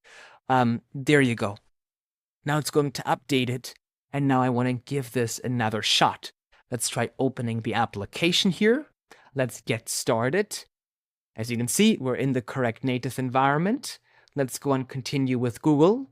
Now we're continuing with Google. There you go. And now I go on continue. And now, as you can see, it says authentication failed. Now, it should not say authentication failed because we are indeed going to the correct credentials. It shouldn't have an issue, but we now need to look into this. At least the deep linking doesn't break. So let's say, if the, let's say, on the, I want to do a few changes to this page. On the OAuth finish page, right? So let's copy this and let's reference this page. On the OAuth finish page, make the error modal inline and add under the modal a current URL of a current URL text area, area that can be copied, right? A current URL text area that can be copied. There you go. I think this video will make some great AI training sheet if I summarize it, which I will do. I'll share that with you in the video description down below. Okay, now it's setting that up. This will take a little bit, so we'll wait. So now, as you can see, now this is better for debugging. Again, this video, it should be titled How to Debug Lovable. But let's publish this, let's update this. If you want your application to be set up correctly and you want to save money on tokens, you want to set it up like this, where you step into problems, you understand why stuff is breaking, and you're not just telling AI, do this, and then you give up when it doesn't work, right? You want to have a little bit of a system when it comes to building applications. You don't have to know how to program. I'm not writing manual code here. I'm just observing what seems weird. I'm going to tell AI to add visual cues for me so I can make the connections. I can see this doesn't look quite well. Where's the token in this URL, right? And then I can ask AI to, look into the piece of code again, because there's so many times where AI says it's all fine, and then when you tell it exactly where you assume the error to be, which those visual cues can help you with, it will know exactly how to fix it, but it's looking at the wrong area. It's looking at the wrong piece of code. It happens all the time. So let's close the application, try opening it again. Okay, let's look into this. Let's get started, continue with Google. Okay, now let's go and continue. Now the application crashes. Why does it crash? It could be a couple of reasons. Now I want to debug that. There are many reasons why it could crash, so I want to try this again. This is why I have those features built in. I want to now copy the deep link. I want to close this, and I would assume that this crashing could happen because maybe something changed to the associated URL, something like this. I want to make sure, though, that the crashing does not happen on the actual URL. So I'm going to open this link on Safari. Let's open this, and let's see if it actually correctly sets the token. Now it does set authentication failed. And if I go on this page, it does not authenticate the user correctly. So, and for some reason, why is there a one signal push ID, and what the heck is going on inside of here? Oh no, those are the appendings that happen. That's a new feature we added for people who don't use Lovable, who use more low-level tools.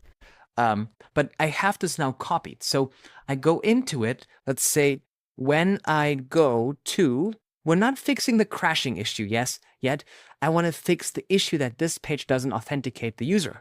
Because if I'm going to this page here, right, which is the deep link, so I need to get rid of this deep link, right? But this does not work with the OAuth finish, right? If I go on here, I'm not being logged in. So we need to fix why this is happening. I should be able to open this page in my browser and be logged in.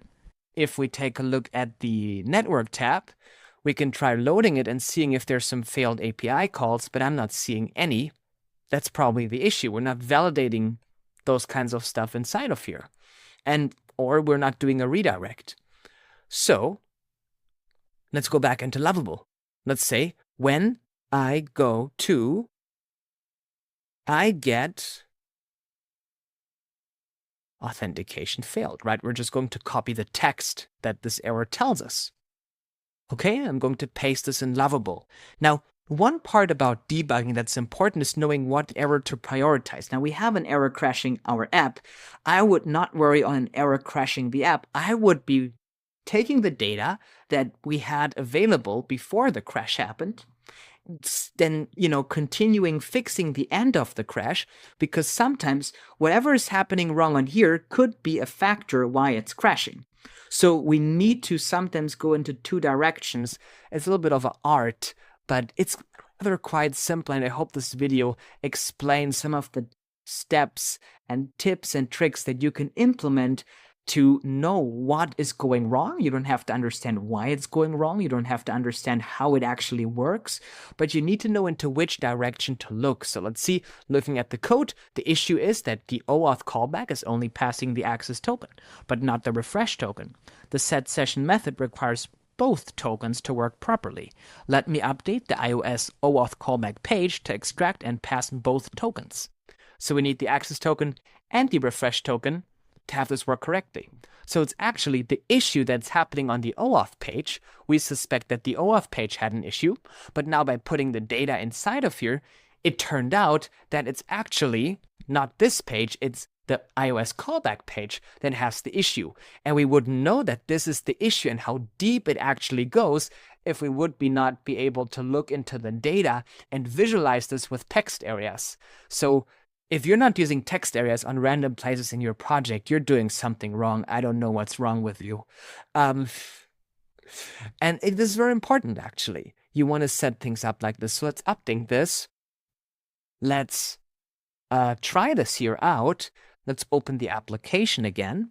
And let's see. It's probably not going to work right now, but it's going to give us some clarity. So let's continue with Google here. And this is why we have text areas and random buttons that copy stuff. So let's copy this deep link. If I go and continue, it does not open the application right now, but I don't really care about that anyway.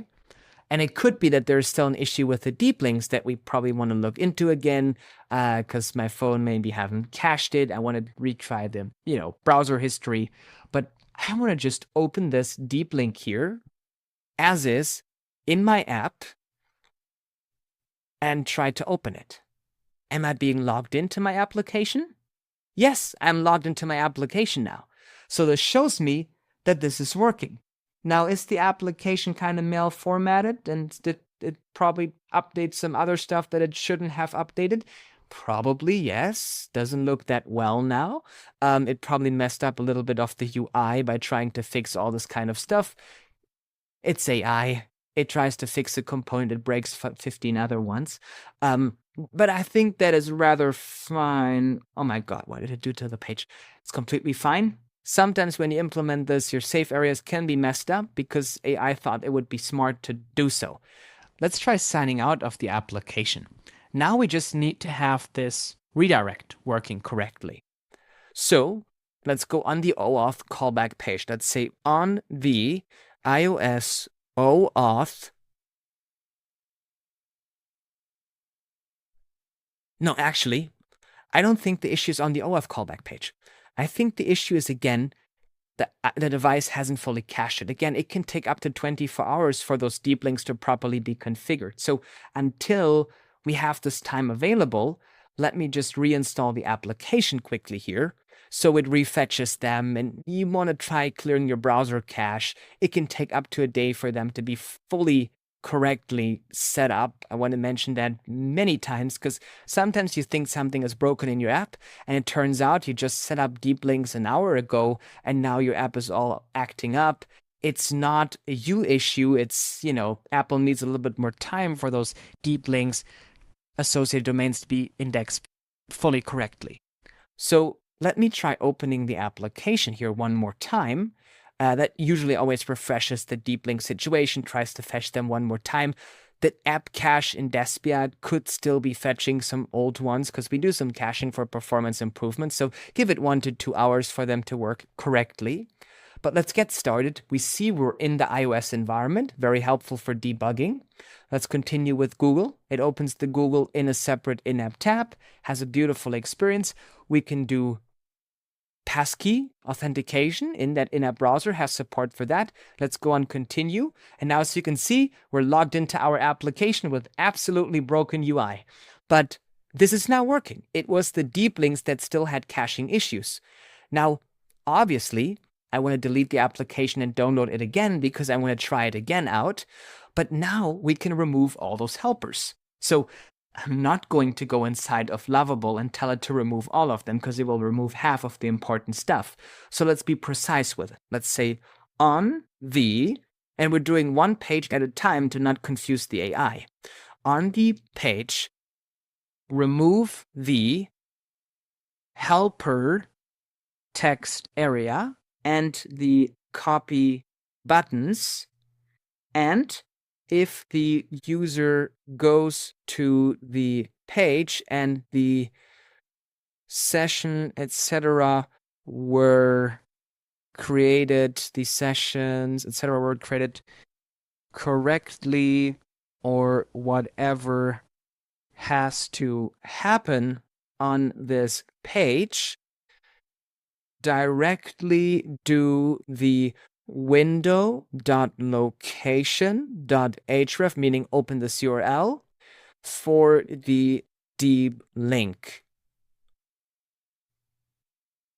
Whenever for the deep link. And I'm going to implement it. I'm going to test it on my phone. If it broke something, you want to be very careful when you're implementing those things, because when you're removing them, pulling them out is as complex as putting them in, because you don't want to pull out stuff that should stay where it is right now. And you want to then deinstall the application, install it again for at least the first day of testing deep links, because you want to make sure that there's nothing in the cache and it just starts out 100% clear. This looks good to me. I think there are some other parts we can plug them out before we actually do the final test, because it looks decent to me here. So let me get my phone situation sorted out here. And now let's just go work what other pages do have those helper ones. Let's go to the OAuth finish. Yeah. And let's say on the, and we're going to copy the page, on the OAuth finish page, remove the text area for help and the copy button, please. There you go. And I'm going to send this out now. Perfect.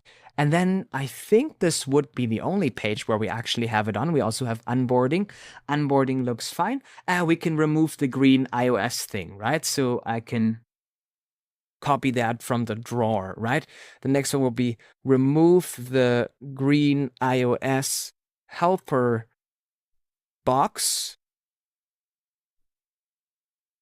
on, and I'm now going to copy the onboarding page. So we're pulling them out, but I want to do this step by step so it doesn't accidentally pull out stuff that's important. The worst thing that you can do to an AI is give a prompt that includes multiple tasks at a time, because it's going to get the whole thing confused, and it is not going to give you this granular control that you want when you're actually trying to build a high quality application and not just a little side project that will be used by 2 people. So now we have this nicely set up. Let's update this and let's try the whole thing, hopefully a final time. And let's have it all beautifully work. Fingers crossed. And then I'm going to show you how to fix the safe areas that are broken now because of watching this video. Watch at your own caution. Let's open the application again. But I'll show you how to fix them. There you go. Let's get started. Beautiful drawer. Stunning. I did a beautiful drawer. I have to make a video about this drawer because it's like look at this drawer. Look at this. Look. Ooh. I'll make a video about this one. It's so satisfying. So satisfying. Like iOS. But I'm digressing. Let's continue with Google here. Now we're logging in, right? We can do passkeys, all that cool stuff. So now, as you can see, we're being logged in. And now we're in our profile. And now we got to fix the entire safe area situation because it messed it up. Let's say you messed up the entire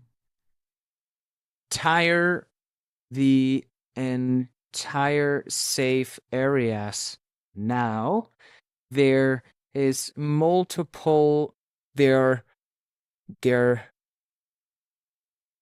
are now multiple ones on the top bar / menu bar. And now I'm going to go back to the Despia documentation. I'm looking for full screen safe area, and I'm just going to add this as a reference to it. Now, this is a broad prompt that you can do because it affects the global index CSS file. But I want to go into chat mode for this because I wanted to look a little bit deeper, reason a little bit more, and show me what the AI on the back end is thinking about it before it starts doing something, so I can see if it makes sense to me, and then we can fine-tune the prompt, we can fine-tune the plan, and we can help the AI move into the right direction to serve us better in building this application.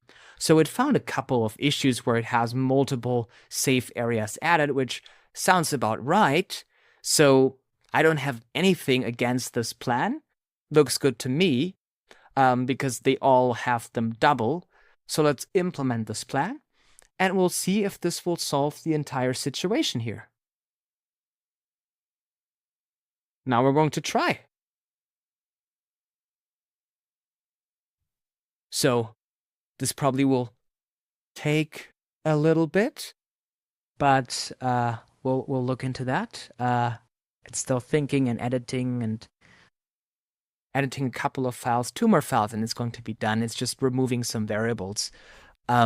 Sometimes when you change stuff that affects the whole routing, the whole application route, because components routes are components in React, it can sometimes mess those safe areas up a little bit, but then you can always just reference the prompt from the Despia documentation. That's just a beautiful resource that's always there for you, and you can reference that and you can have the AI consider that, set it up correctly. It's going to be very simple. I hope that this deep dive about login with external OAuth providers was helpful, and I hope this is not confusing you more than everything of the other videos that we've done. I wanted to have a deep dive on it though, because I think it is an important thing to make detailed videos about, because I don't want you to struggle in setting it up. And you want to set it up in steps. That's what I would highly suggest. Safe area still terrible. It seems to be adding safe area to the app container. It seems like you are adding save area to the main container. Do not do that. Okay, here's the thing. The application AI loves doing fixed elements on pages, but it's probably one of the worst setups you can do for responsiveness. Let's say I need the main app. This is the prompt that you probably want to write down when it comes to building great mobile interfaces. I want the main container to have no padding and no save areas. That's the container holding everything. That's the main container. In there is the top bar that is relative with top save area on top. Should be fit height. Fit content, right? So it fits the content. Under there is the app container holding the app content as flex 1, flex grow, flex shrink. So it stretches out and it collapses down and it fits the rest of the space. Also relative. And supports scrolling. And I'm doing, this is the only element on the page, at least core UI element that should scroll, right? And then under it is the menu bar relative, right? So it's relative with fit content and bottom save area. Let's send this. This will restructure our entire application to be, first of all, not just working and in fixing this mess that's going on inside of here, whatever this is, but it's also going to be a great guide that you should consider for your application to have the entire content set up correctly. This is like really a beautiful prompt to get the entire structure of your application correctly set up, so you don't have to worry about making your application responsive, having it behave great, making it feel native, making it feel snappy. This does all of the core structuring on how a good application should be set up for you. So let's publish and update this, and now all the save areas will likely be fixed. If it doesn't, we need to look into this again. Maybe we need to put some text areas inside of there. No, I'm just joking. Let's try closing that and opening this again. Oh my God.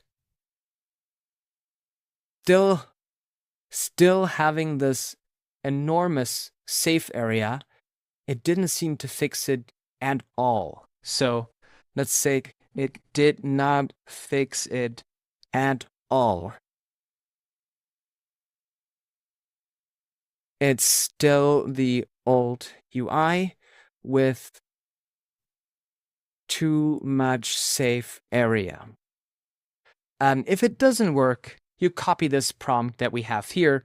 We're getting rid on save area altogether, and we're going to add it again. That would be the worst case solution, just strip out all the save area. But we'll look into that. Maybe it fixes it, maybe it doesn't. If it does, we're good.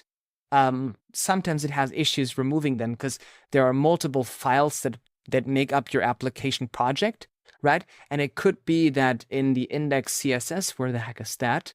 That's in your index CSS, it's somehow using it in multiple places. So save area top. If I do save area, right? like sometimes, no, but this shouldn't affect anything. So we'll see. Maybe it just hard-coded it somewhere. Could be that it just added it on multiple places.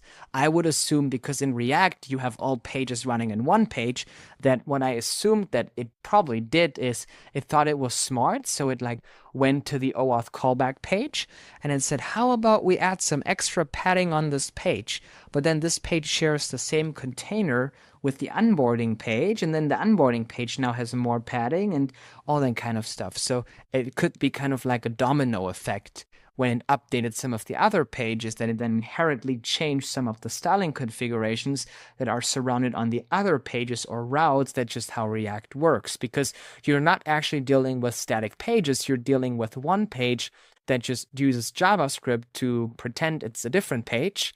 I removed all page level save area spacers from onboarding and kept save areas only inside header top components. That looks good to me. Let's try updating this and let's see if this fixed it. This is turning into a safe area video now, not a login with Google, but apparently those things go hand in hand. There you go. Let's try opening the application again.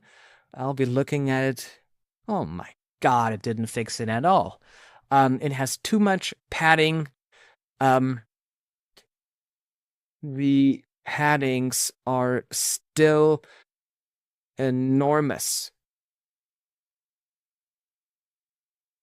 Maybe it's not the safe area, but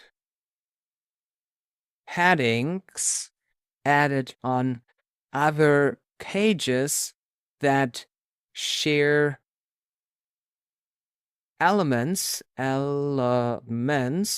with other ones that would break the UI. Let's go into chat mode because I wanted to reason and think a little bit more about what could be happening here. Also, edit mode will help us understand a little bit what's going on if we just manually log into this application. Let's just do a manual login real quick. We're going to do hello@despia.com.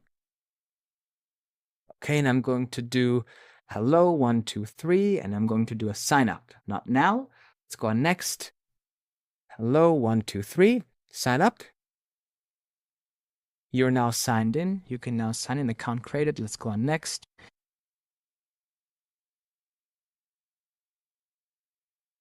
I'm in. Perfect. So it does look decent in here. So I think it should be, it seems to be an issue with the safe area. And maybe it's using environment safe areas in addition to the normal safe areas. Let me investigate the padding, problem identified, onboarding page. It also uses specify center, the fix. It used to work nice when I toured this application because I had a beautiful interface and looked great. Let's also say do not use env safe areas. There you go. I'm just going to let them out. They shouldn't cause any problems because they probably don't run in Despia. But it could be that there just a miracle happened and Apple updated something and now they are supported and now this could break the UI. But then Apple would have done this update like an hour ago. But unlikely, but I also did update iOS, and I'm on the beta. We don't know. Let's see. Let's try that. And then we're going to go one more last time through the OAuth flow. I apologize to bore you with making the UI responsive again, but I want this to perform nice. You need the whole experience to feel how amazing this feels. Having social login inside of here. Yeah, it kind of got it, but I do think still it implements the safe areas not correct. It looks better. Let me show this to you. Here's what my assumption is. Look at this. This container here should be view height 100 VH. But it does scroll. It should never scroll the whole core container. So we need to say the core page wrapper / container needs to be fixed 100 view height. This will likely solve it, but also the top bar should not have any negative margin, which it highly looks like it has. So now it should have fixed it. This looks good. It doesn't scroll itself. Fixing it to be 100 view height for the core wrapper usually fixes all responsiveness issues and prevents the page from automatically scrolling if it goes over the viewport. I think maybe some setup that we did might have confused that. Let's look into this. Also, I apologize. I know we're the video recording tool I use, if the videos go over an extended time, sometimes the camera bugs out, sometimes my microphone is not that good. I have my phone and my computer connected, even though I have the latest one. I apologize for any sound cutoffs, any shakiness of the video that may occur. So I just want to apologize for that. But let's see if I can get my phone shared inside of here. And let's try opening this. I hope that this works so I can show you a final demo. Oh my god, this looks bad. It has negative margins. We're just going to ignore this whole situation. Actually, I can't ignore it. I need to fix it. So, you see what makes me very suspicious is that I have this gray in here and the white starts here. I think Lovable completely messed up our UI, even though we didn't touch it in this video. And it goes all the way down, clearly not showing us. I don't think it's using Flex 1 for the main content container. So let's enforce something. Do this fix on the /page now. The top, the container, the page is 100 view height. 100 view height. No scrolling. Okay, and then I'm going to add top, the page/page container, etc. do not have save area. Remove all save areas.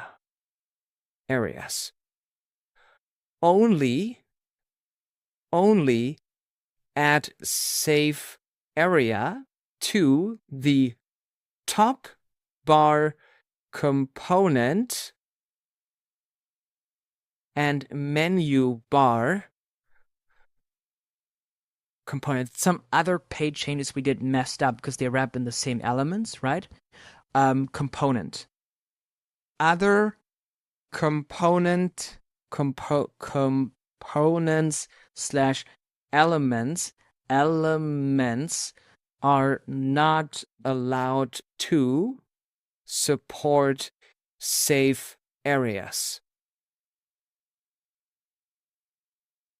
Make sure the app container is flex grow /shrink so it fits and the only element allowed to scroll.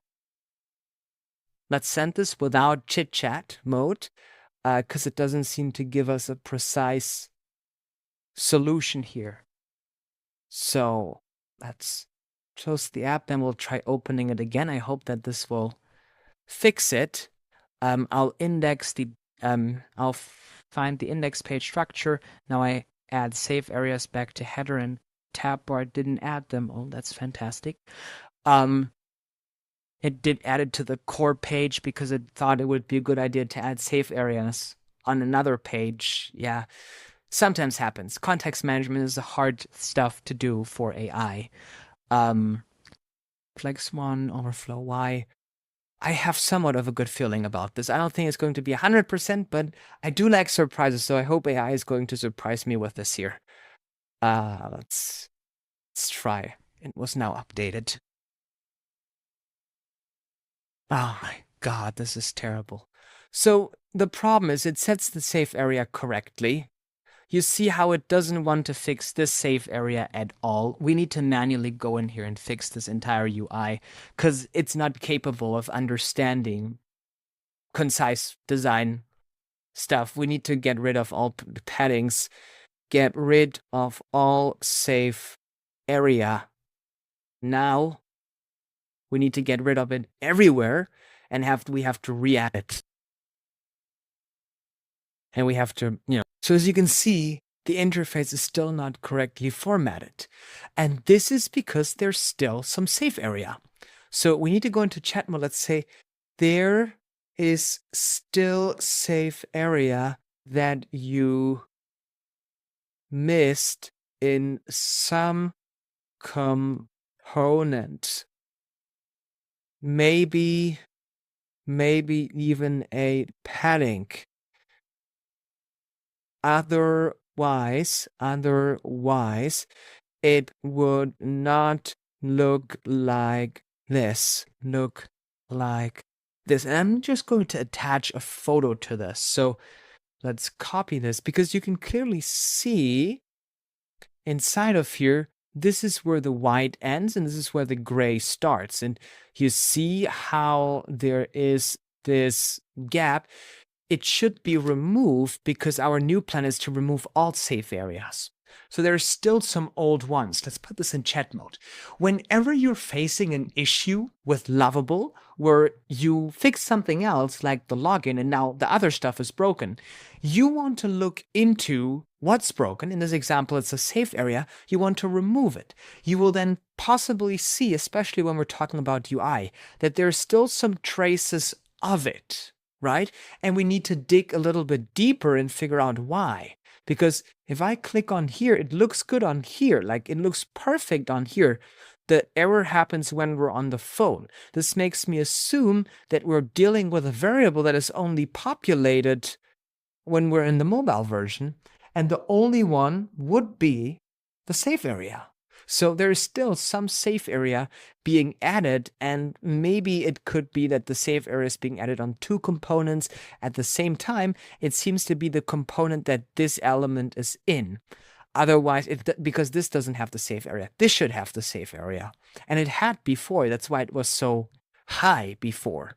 So there's still some safe area. We can also go into the code, look at search and look at safe. And you will see that there is still on the onboarding page some safe area, right? We have manual safe area being added inside of here. We have manual safe area being added inside of here.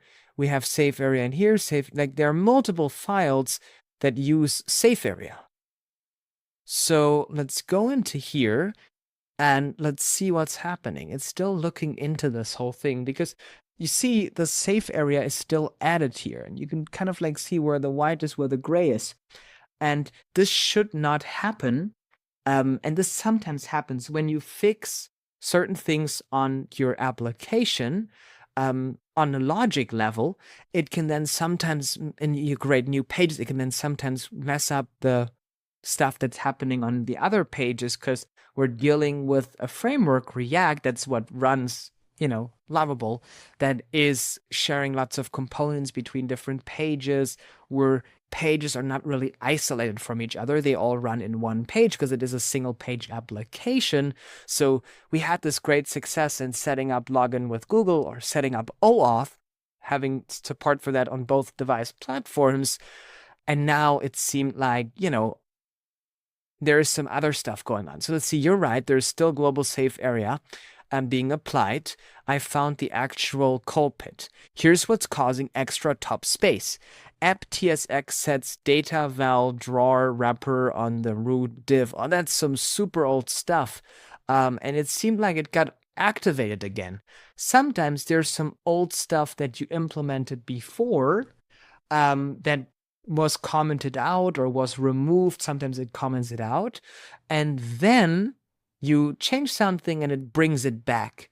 It can easily happen. I want to get to a point where there is no safe area in anywhere, in any place on this application, so then we can look into this again, and I can hopefully demo you on iOS and Android the login flow next to each other, how beautiful it works, and also how beautiful the safe area is. And we have those nice animations in our app, so it would be sad if the safe area would mess this all up. Let's update this here, and let's take a look at it now. So it's now updating, and I hope this works That's the first time I want the safe area to not be there. Because it's a good sign. If it's now all gone, we can start setting it up correctly from scratch. And thank God. Safe area isn't working. And I'm not doing this. It's way laggy behind because I haven't plugged it in with the cable. Let me plug in the cable. Not too speedy. I suppose that's fine, but we do have no safe area again, which is great, right? So now we just need to tell it, now that we get all the junk cleared up, now add safe area to top/bottom bar, please. And that's it. That was the last prompt. We just want to do this so it sets it up correctly. So sometimes you want to remove everything, like with the safe area, because you saw how many minutes it took us for us to fight in having it in there, right? We fought like for 20 minutes or so getting it fixed. The solution is getting rid of everything, then seeing if it works, if the layout looks fine again, because we got rid of all the other junk that was reactivated, added, whatever. We clear it out, and then we go to the elements top bottom that interest us, and then we implement safe area or whatever it is we want to do inside of there. And then, as you can see, it still ain't implemented, but oh, it's fun. Let's look how it implemented the safe area. It did environment safe area. Of course, what else? We need to look at Lovable, Despia. It's not following the Despia documentation now. So let's go back to lovable.despia.com. And I need to go to, where the heck is it? Full screen safe area.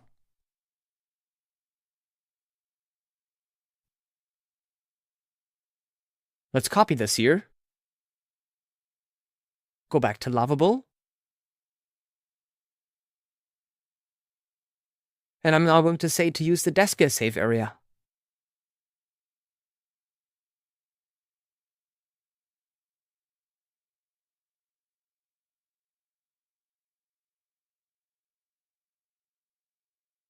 So I apologize again for my computer bugging out. Xcode and Zoom was in the background, not the and cursor, not the most memory-friendly applications. And then I'm recording my screen in 4K, so... But seems to be fine now. Let's publish this again, and I have a good feeling about this one, but I've said this too many times, and it turned out to be not that good. But it always went to the goal. There were just many obstacles. But let's check this out here. Let's try opening the application, sharing the screen. Thank God. Look at this. Beautiful. Now the application all nicely works finally. So we can sign out of the application. Now this is not centered, so let's do this quick. Let's go to the onboarding. We need to log out of here, right? Okay. And let's go to edit. Let's go in here.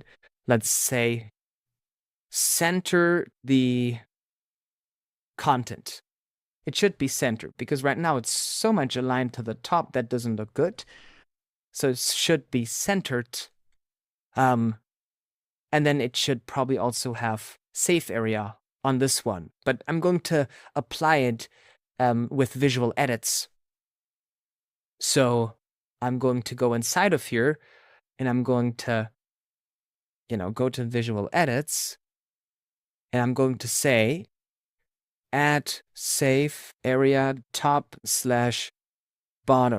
And I'm going to paste the prompt from Despia, right? So I'm going to have this set up correctly. And then I think the other pages will be fine. Auth finish looks good. Let's see. Yeah, it's centered. That looks fine. OAuth callback. It's a loader in the middle of the screen. I think you can mess this up. Yeah, perfect. Okay, this one is now working on it. That seems to be fine.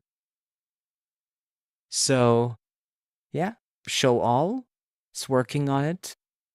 Seems to be centering it now. Perfect. So we can publish this. And now let's try the whole UI. And then if this UI looks good, I'm going to get the Android. We're going to try it simultaneously on both devices and hope that it now works. And this is how you make OAuth and fix any possible safe area issues or UI issues occurred from adding it.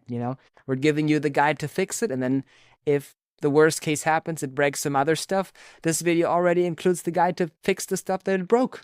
This is a multi-purpose video. Look at that. So let's open the page. Looks stunning to me. So let's get ready to test this on both devices. So now I got both devices right next to me. Let's try get started on both of them. Look how nice this looks. Let's continue with Google. They both open their in-app browser, right? There you go. I'm already logged in on the iOS one because it already automatically did this because I'm already logged in, right? And then for the Google one, I'm going to select my account. Take a look at this. Processing authentication. And now I'm logged in on both applications. They work great. Look at that. Beautiful. Okay. And now I can go on the profile page on both of them. I'm logged in under my accounts.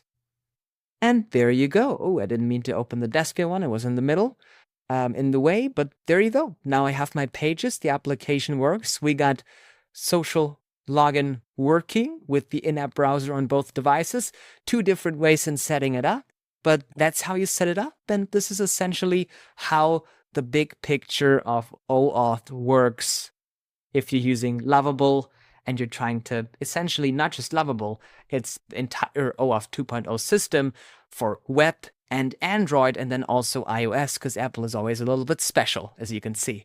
Thank you so much for watching. If you have any questions about this process, please feel free to put them down in the comments. And if you need any help in setting this up, please go to Despia.com and, send us a message to the customer support chat. We're always happy to help you.